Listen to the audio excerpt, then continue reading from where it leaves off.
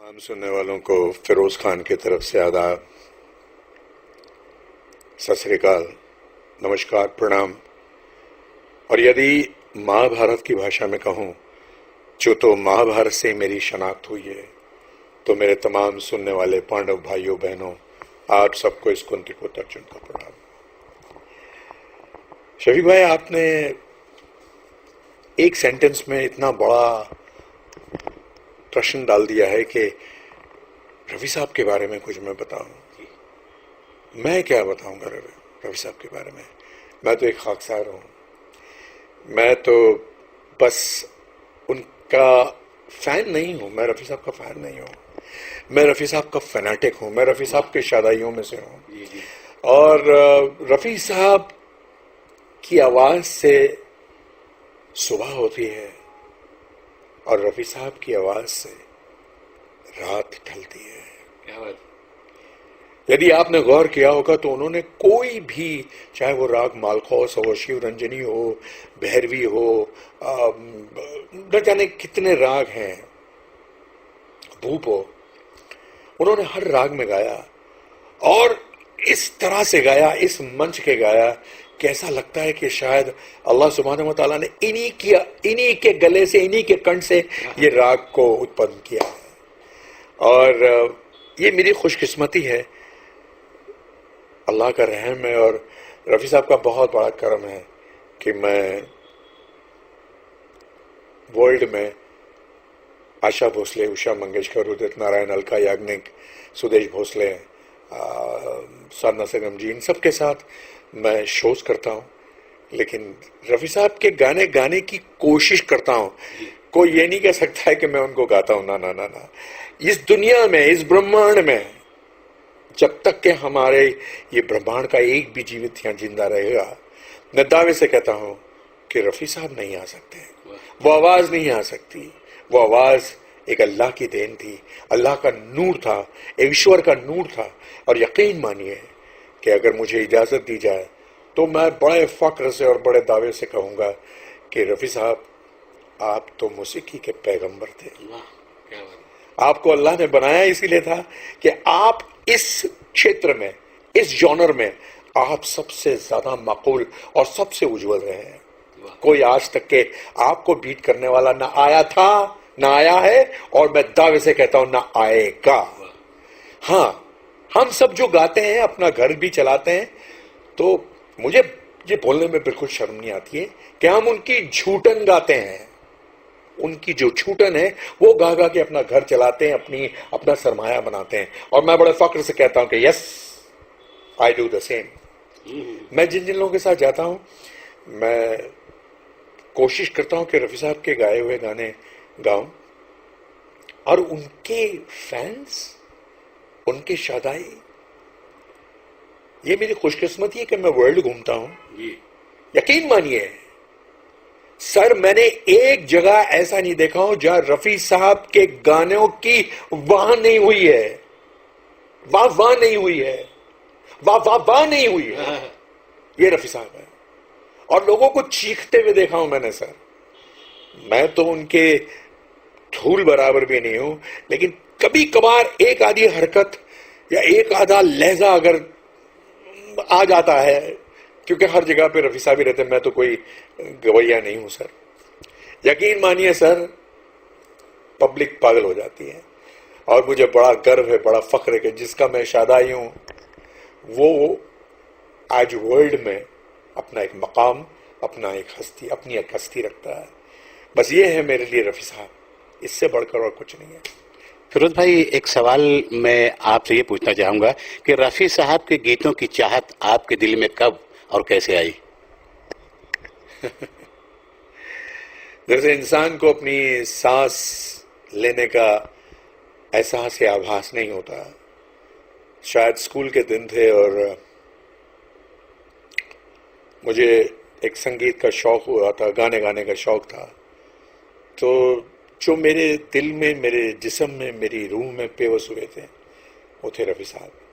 और मुझे याद है उनका जो गाना था कि चाहूंगा मैं तुझे सांझ सवेरे, ये गाना मुझे इतना अच्छा लगता था और मैं स्कूल में उसको गुनगुनाया करता था। उन दिनों भी मुझे याद है कि जब हमारे जो सीनियर्स थे वो मुझे रिसेस में बुला के या इंटरवल में बुला के मेरे गाने सुनते थे और बड़े वो तारुफ करते थे, बड़ी तारीफ करते थे, लेकिन मैंने उस बात का कभी ये पुख्तापन नहीं लिया कि मैं गा सकता हूँ। और बस ऐसे ही चलता रहा सिलसिला। फिर रफ़ी साहब को मैं देखा करता था आते जाते, वही वाइट शर्ट और उनका एक हाथ बाहर, वाइट कलर की उनकी फियट हुआ करती थी, सिंपल। और वो शख्स हर वक्त जब भी देखो वो हर वक्त स्माइल ही करते रहते थे, पता नहीं क्या था। और उनकी एक बहुत ही खूबसूरत बात थी, छोटा हो बड़ा हो कोई भी हो, आपने अगर उनसे आंखें मिलाई और बिफोर आप उनको सलाम करें वो आपको आदाब कर लेते थे। उन्होंने कभी नहीं करने दिया किसी को। मुझे एक किस्सा, एक वाकया याद है। रफ़ी साहब के साथ कुछ ऐसा जोड़ हुआ है मेरा कि हम हिल रोड पे रहते थे और रफ़ी साहब का आज भी वो घर है जो जिसमें उनकी बड़ी बेटी और दामाद रहते हैं, वो हमारे घर के बिल्कुल सामने रहते थे हिल रोड पे, क्योंकि उनका बंगला बन रहा था, समथिंग लाइक दैट, ये कुछ याद नहीं मुझे। तो साहब मैं, ये बंगला जो अभी फिलहाल जो बिल्डिंग बनी हुई जिसमें शाहिद भी रहते हैं और सब रहते हैं, ये बन रहा था उन दिनों बंगला। तो रफ़ी साहब मेरे घर के सामने आ गए। मुझे याद है मेरी हिस्ट्री का या ज्योग्राफी का कोई एग्जाम था और मैं टेरेस पे गया हुआ था पढ़ने के लिए। तो मैंने रफ़ी साहब को देखा, वो उन्होंने जब पर्दा खोला तो एक गंजी में और तहमत में थे और उन्होंने अपना ये पाया पैर ऐसा किया और वो हारमोनियम था वो अपने पैर पे रखा और वो कुछ कर रहे थे, तो कुछ रियाज कर रहे थे, मुझे नहीं मालूम है क्या। मैं सिर्फ उनको देख रहा था। सुबह में कुछ 6:30 पौना 7 का टाइम हुआ करता था। तो उनकी आंखें मेरी आंखें चार हुई। तो मैं यूं ही देख रहा था। तो पहले तो उन्होंने सलाम किया मुझे और मुझे बोले पढ़ो पढ़ो पढ़ो, वो मुझे पढ़ने के लिए कह रहे थे, मैं देख रहा था। तो मैंने कहा हाँ हाँ करके मैं चला गया पीछे। लेकिन अब रफ़ी साहब है तो मेरे तो दिल में, मैं तो सब पढ़ाई वढ़ाई भूल गया था। मैं फिर से गया देखने के लिए, तो उन्होंने यहाँ का पर्दा बंद किया था और वो मुझे वहां से देख रहे थे, वो मैंने नहीं देखा, तो मैं यूं देख रहा था। तो मेरी निगाह जब ऐसी गई तो मुझे बोले पढ़ो पढ़ो पढ़ो, और वो उन्होंने फिर वो अपना पर्दा लगा दिया। और लेकिन मुझे वही हिदायत दी थी उन्होंने पढ़ने की। उसके बाद साहब, रफ़ी साहब जाया करते थे तो हम तो खड़े रह के देखते थे उनको। मैं चला गया दुबई अपने काम के सिलसिले में, और जब काम से लौट के आया तो रफ़ी साहब अपनी गाड़ी में बैठ के रिवर्स कर रहे थे गाड़ी को, मतलब उनका ड्राइवर, और शायद महबूब स्टूडियो जा रहे थे। तो मैं जाके उनसे हाथ मिलाया, मैंने कहा ऐसा, ओह कब आए। मतलब मैं ताज्जुब में पड़ गया कि ये शख्स मेरा पड़ोसी है सामने वाला और मुझे पूछ रहे हैं कि तुम कब आए, मतलब ही वॉज नोटिसिंग मी। तो मुझे तो इस बात का इल्म नहीं था। मैंने कहा रफ़ी साहब मैं अभी आया हूँ बस 2-3 दिन पहले, और रफ़ी साहब आप दुबई कब आ रहे हो। बोला बहुत जल्दी आ रहा हूँ, बहुत जल्दी आ रहा हूँ। बहुत सॉफ्ट बोलते थे वो, और सलाम किया उन्होंने, यही हाथ मिले हुए थे मेरे, और बस वो वहां से गए। और कुछ दिनों के बाद तो वो चले गए, वो दुबई भी नहीं आए। और मुझे याद है 31 जुलाई 1980 मैं भर नींद में सोया हुआ था और मुझे नींद बहुत अफजल थी, बहुत सोता था मैं। तो मेरा छोटा भाई है, हिल रोड पे रहता है, उसने मेरे को ऐसा हिला के बोला फिरोज फिरोज रफ़ी साहब का इंतकाल हो गया। तो वो मेरे कानों में वो गूंज जब आई तो मैंने ऐसा देखा, उसको एक लाफा फाड़ करके मारा। मैंने कहा ये कोई तरीका है तेरा मेरे को उठाने का। वो लूका पठा, वो मारता क्यों है यार, पेपर पढ़ना। तो मैं पेपर में देखा तो मेरे तो सारे होश इकट्ठे हो गए सर, कहाँ नींद कहाँ मैं। मतलब मैं उस पेपर को, वो फोटो को देख रहा था। मुझे आज तक याद है टाइम्स ऑफ इंडिया में आया था मोहम्मद रफ़ी नो मोर। मतलब यकीन नहीं हुआ। ब्रश किया, नाश्ता भी नहीं किया, कुछ नहीं किया, बस कुर्ता पैजामा, वजू करके कुर्ता पैजामा पहना और सीधा भागा बंगले की तरफ। देखा तो वहां तो एक कोहराम मचा हुआ था, एक पब्लिक, एक ऐसा मेले में बैठे थे वैसे लोग जमा हुए थे, सबके चेहरों पर एक गमगीन था। मैंने कई मैयतों में भी अटेंड किए, लोग बात करते हैं, कुछ करते हैं, चलो। और रफ़ी साहब तब तक आए नहीं थे, वो शायद नेशनल हॉस्पिटल से आ रहे थे, उनको एम्बुलेंस से लाया जा रहा था। तो आदमी कुछ ना कुछ तो बात करता ही है ना। जी जी जी। लेकिन यकीन मानिए सर, धीमी धीमी बारिश हो रही थी, हल्की हल्की बारिश हो रही थी, कोई ना हिला ना कोई बात किया, सब एक दूसरे का मुंह ही देख रहे थे। मानो ऐसा लग रहा था कि हम सब गमज़दा हो गए। सिर्फ रोने की आवाज़ें आ रही थी अंदर से, चिल्लाने की आवाज़ें आ रही थी, और जो लोग आ रहे थे वो आके बस रफ़ी साहब का इंतज़ार कर रहे थे। और जब रफ़ी साहब की एम्बुलेंस आई तो मुझे याद है रफ़ी साहब ऐसे सोए हुए थे, उनका सर इस तरफ था।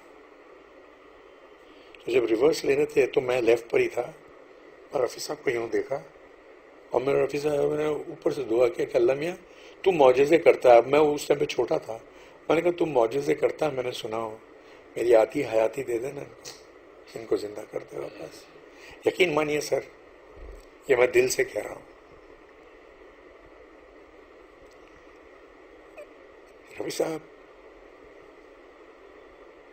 रफ़ी साहब को जब लिटाया उन्होंने, तो वही हंसता हुआ चेहरा, वही मुस्कान। तो मैंने कुरान शरीफ थी वो लेके पढ़ने लगा, लेकिन क्या पढ़ रहा था ये नहीं मालूम मुझे। और रफ़ी साहब के यहां से थोड़ा सा पानी जा रहा था, तो मैंने वो पानी को ऐसा पोंछा, अपने सीने पे लगा दिया उसको। मुझे मिराज भाई ने बोला अरे क्या कर रहे हो, मत करो, लेकिन मैंने सुना नहीं। और चाहे वो महेंद्र कपूर हो या धर्मेंद्र जी हो या किशोर कुमार हो या अमित कुमार हो भी हो, कोई आडंबर नहीं कर रहा था। वहां लोग दिल से रो रहे थे और दिल से चाह रहे थे। रफ़ी साहब की चाहत का अंदाजा नहीं लगा सकते हैं आप। और ये तो सभी देखे हैं कि जब रफ़ी साहब, राज कपूर जी आए थे और राज कपूर जी रो रो के कह रहे थे कि मेरे को नमाज जनाजे में शिरकत करने दिया जाए। सर, जनाजे की नमाज एक बार होती है, रफ़ी साहब की 3 बार हुई है। इतनी भीड़। और राज कपूर साहब भी थे उधर, लेकिन किसी कारणवश वो नहीं गए। और मैं खड़ा हुआ था उधर, मैं देख रहा था। तो राज कपूर जी ने कहा, ओए तू फरिश्ता, तू चला जा रहा है यार, तू सानू छोड़ के चला जा रहा है। पंजाबी जी कह रहे थे तू ना जा, तू ना जा। मतलब जब उनको लेके जा रहे थे, वहां एक ट्रक खड़ी थी जिसको मेरा छोटा भाई चलाया। बारिश हो रही थी सर, और किसी को होश नहीं था, पूरा ट्रैफिक बंद था। और यहाँ मामला काफी जज्बाती हो गया है। क्या बात है सर। बस रफ़ी साहब के बारे में क्या कहूं, मैं यही कहूंगा कि शौहरत देखी है ना, तेरा पैसा देखा है मौला। शौहरत देखी है ना, तेरा पैसा देखा है मौला। तुझ में अल्लाह का रूप देखा है मौला। और करोड़ों इंसानों की इस भीड़ में एक चेहरा तेरे चेहरा जैसा देखा है मौला। क्या बात है बाबा। रफ़ी साहब के बारे में बस यही कह सकता हूँ, और कुछ नहीं कह सकता मैं आपको। रोज भाई, कबीर दास का एक दोहा मुझे याद आ रहा है कि जब तुम आए जहां में, तुम जग हंसे तुम रोए। जब तुम आए जहां में, मामला काफी जज्बाती हो गया है, फिर भी जब तुम आए जहां में, जग हंसे तुम रोए। ऐसी करनी करता जा, तू हंसे जग रोए। देखिए ना, ये दोहा कितना माकूल रहता है कि उन्होंने जो करना था वो करके चले गए। आज मुझे ये ग्लेस पहनना पड़ता है मेरे आंसुओं को छुपाने के लिए, क्योंकि वो दर्द, वो बह रहे हैं इमोशंस। एंड मैं तो ये दुआ करता हूँ पाक परवरदिगार से कि अल्लाह उनको जन्नत का एक आला मकाम दे, ऐसा मकाम दे कि जब हम सब वहाँ जाए तो रफ़ी साहब वहाँ मिले हमको। बस अल्लाह से दुआएं करता हूँ उनके लिए, और जहाँ जहाँ भी हो वो खुश रहे थे।